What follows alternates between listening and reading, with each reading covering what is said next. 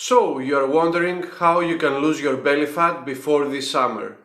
Well, you came to the right place.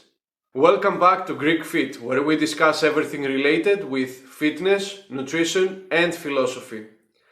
So, you're wondering how you can lose your belly fat before this summer comes, so you can get that body of yours toned up and go hit the beach and amaze everyone.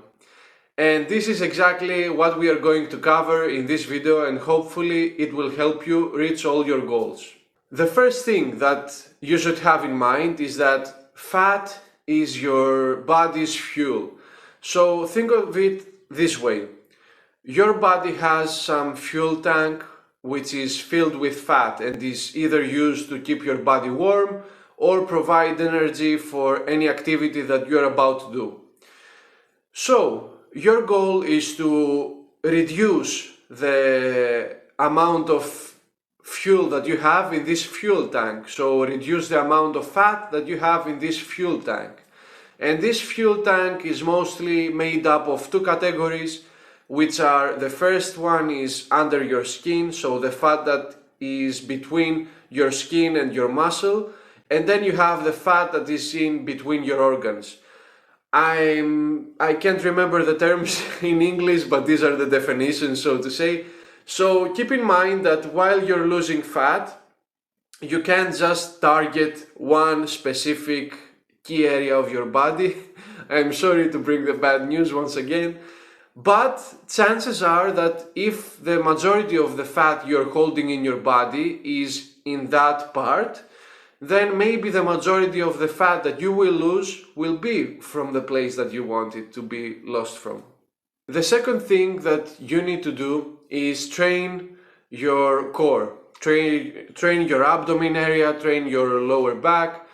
I'm not a big advocate of isolating the abs or isolating the lower back, because these are muscles that, if you're breathing right, if you're moving right, will be worked on while you're doing other compound exercises or other activities.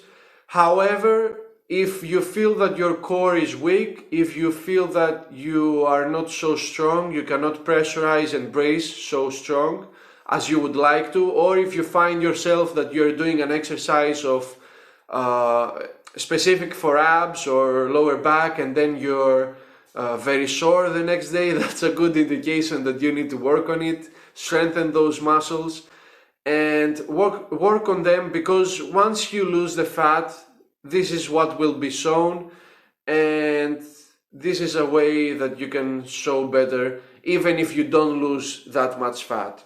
By the way, which one are you having more trouble with? Losing fat from specific key areas or strengthening those areas? Feel free to let me know down below so I can make sure to address it in another video. Bonus tip: don't just do the typical crunches.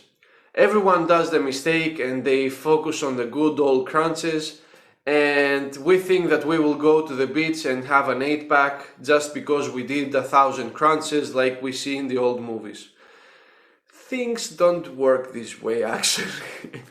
So if you are going to train your core, train it in different ways. So do an exercise that is crunch-like exercise, like crunches or whatever. Then maybe implement some leg raising exercises so that you can target more your lower abdomen. And of course, one thing that we all tend to forget is that abs are there to stabilize your core. So make sure to put some stability core workout as well, core exercise, however you want to call it, so you can train this aspect as well. The third step is more of a philosophical one. For those of you that have been following me for a while, you know that I like to take a look at the psychological side of things and some philosophical questions as well, which I love. So think of it like this. This is like a statue. You need to have a big chunk of materials and then force your way through and shape the statue that you want to do, or the artifact or whatever it is, and shape it with your end goal in mind. And this is exactly what is happening here. Most of us have either too much material on ourselves, or we don't have enough material to shape the statue in the end. So you need to think like this. See if you have some excess material on your body and try to trim it down a little bit, to shape it a little bit better. And if you don't have that much, then of course you need to get some more material so that you can fix the whole thing. I'm not a huge advocate of aesthetics. I believe that we should be first functional and healthy and then look good. And I believe that being healthy and functional and strong, being all that, looking good is an after effect of it. So this is my preferred choice. But of course, if your number one goal is just looking good, feel free to follow all this advice to reach your goals. That's it for today. Thank you so much for watching. If you liked this video, please hit the like button. If you want to see more videos coming soon, hit the subscribe button. And of course, for any questions or suggestions you have, feel free to leave them down below and I will make sure to answer them. Thank you.